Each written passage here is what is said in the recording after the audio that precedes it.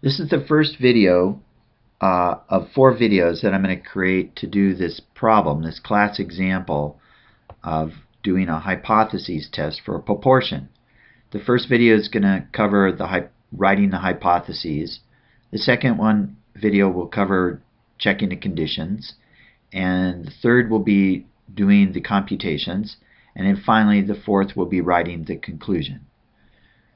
Okay, so let's get started. The problem statement is the following. A 1996 report from the U.S. Consumer Product Safety Commission claimed that at least 90% of all American homes have at least one smoke detector. A city's fire department has been running a public safety campaign about smoke detectors, consisting of posters, billboards, ads on the radio, TV, and in the newspaper. The city wonders if this concerted effort, in other words, all this money they've spent, has raised the local level of smoke detectors in homes above 90% or above the national rate.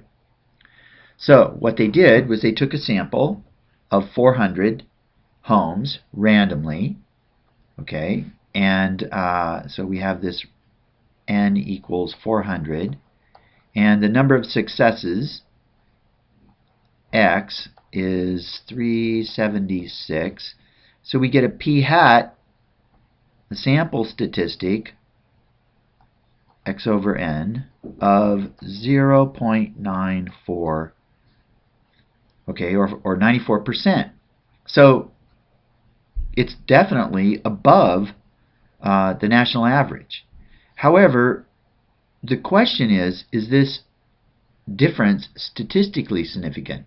In other words, is it beyond what we would expect due to just random variation? Okay, so like it could be that the city really does have just 90%, and then if you sample, we're going to get values around 90%. That could be one case. Or the other case is this is really different, and it's due to this treatment. So, how do we write the hypotheses? That's the big question. To do the test, to find out, to get an answer on statistically significance. So the first thing we want to remember is that, just bear in mind that the alternative hypotheses, I'll call it the alt for now, the alternative is that's what we want to prove. Okay? And the null hypotheses, think of it as null meaning nothing has changed. There's no difference. So that's kind of what we want to reject. Okay? So in this case, let's just give it a try. I'm going to go ahead and try to type it. So in this case, the null is 90%. So we would write the null hypotheses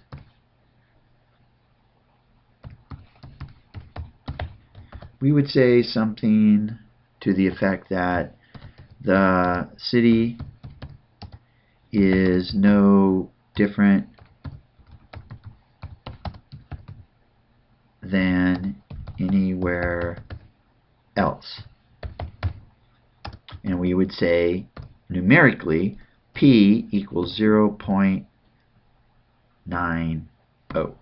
something like that. That would be our null hypotheses. Okay? Now the alternative hypotheses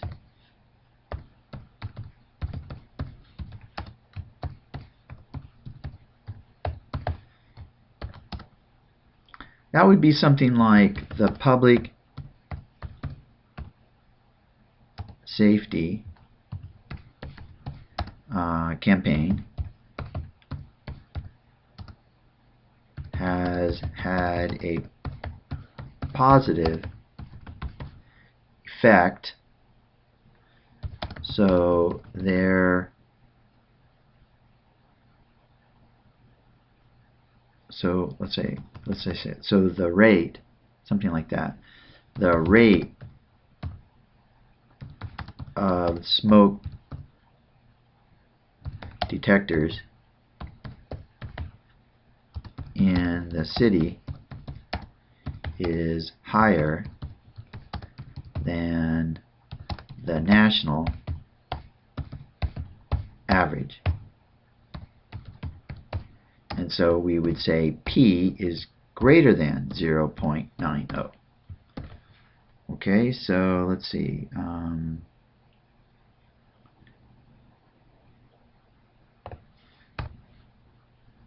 See how that looks. Okay, so there are the hypotheses. And again, we want to prove the alternative. All right, so I think that's the end of this video. That's all you want to focus on the hypotheses. Oh, I'll just say one thing.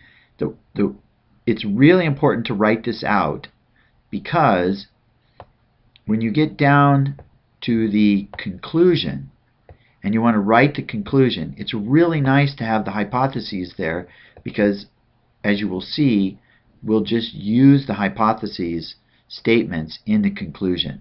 So it kind of makes it easy for you.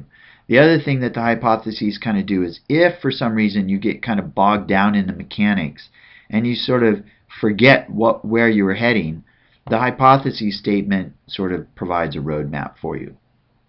Okay, good luck with that.